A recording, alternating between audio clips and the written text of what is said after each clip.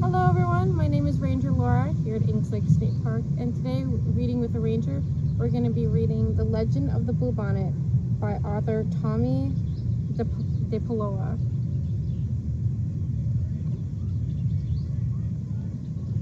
Great spirits, the land is dying, your people are dying too. The long line of dancers sang. Tell us what we have done to anger you. End this drought. Save your people. Tell us what we must do so you will send the rain that will bring back life.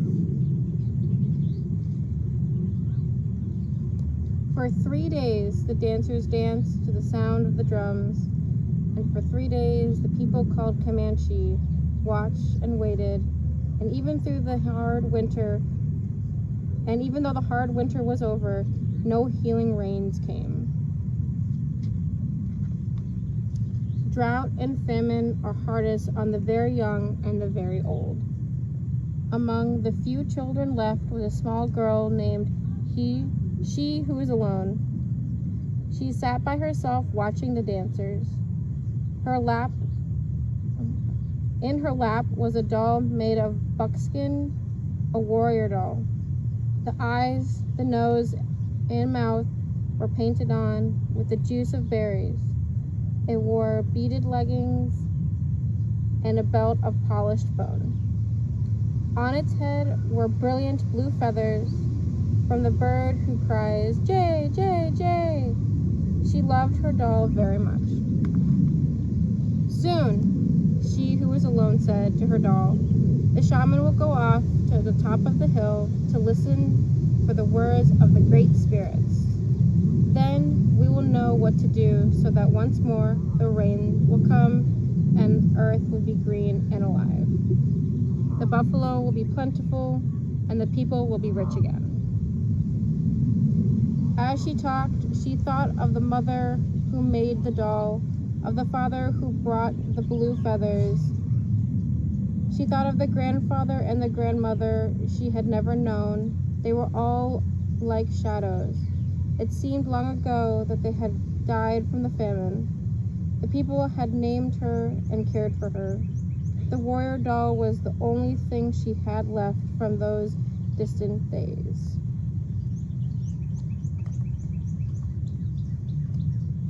"The sun is setting," the ruler called as he ran through the camp. "The shaman is returning." The people gathered in a circle and the shaman spoke.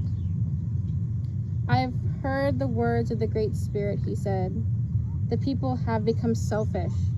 For years they have taken from the earth without giving anything back. The Great Spirit says the people must sacrifice one of the most valued possessions among us. The ashes of this offering shall be then scattered to the 4 points of the earth, the home of the winds. When this sacrifice is made, drought and famine will cease. Life will be restored to the earth and to the people." The people sang a song of thanks to the great spirits for telling them what they must do. "I'm sure it's not my new bow that the Great Spirit wants," a warrior said. "Or my special blanket," a woman added, as everyone went to their teepees to talk and think over what the Great Spirit had asked. Everyone, that is, except she who was alone. She held her doll tightly to her heart. "You," she said, looking at the doll, "you are my most valued possession. It is you the Great Spirit wants," and she knew what she must do. As the council fires died out and the teepee's flaps began to close, the small girl returned to the teepee where she slept to wait.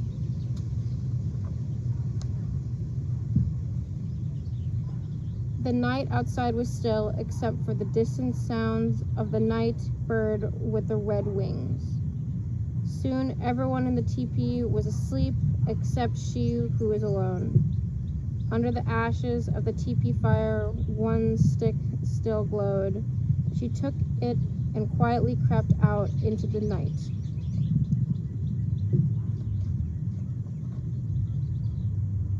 She ran to the place on the hill where the great spirits had spoken to the shaman.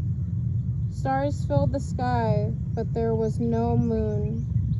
"Oh, great spirit," she who is alone said, "here is my warrior doll.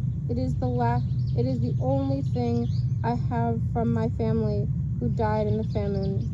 It is my most valued possession. Please accept it." She gathered twigs. She started a fire with the golden flame stick.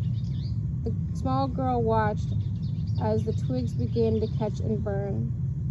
She thought of her grandmother and grandfather, her mother and her father, and the people, their suffering, their hunger, and before she could change her mind, she threw the doll into the fire.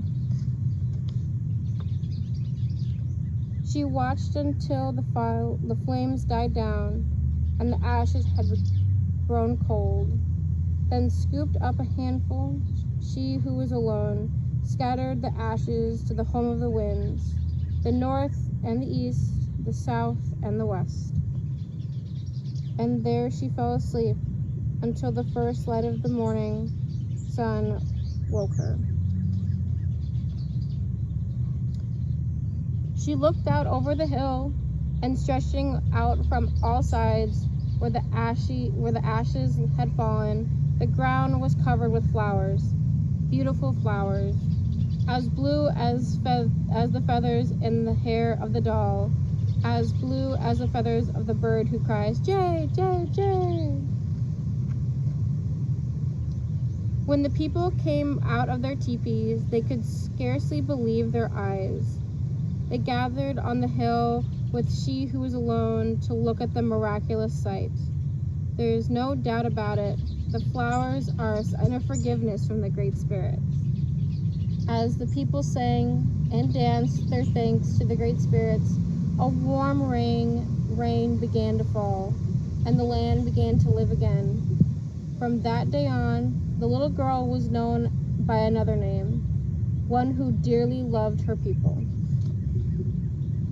And every spring, the Great Spirits remembered the sacrifice of a little girl and filled the hills and valleys of the land, now called Texas, with the beautiful blue flowers, even to this very day.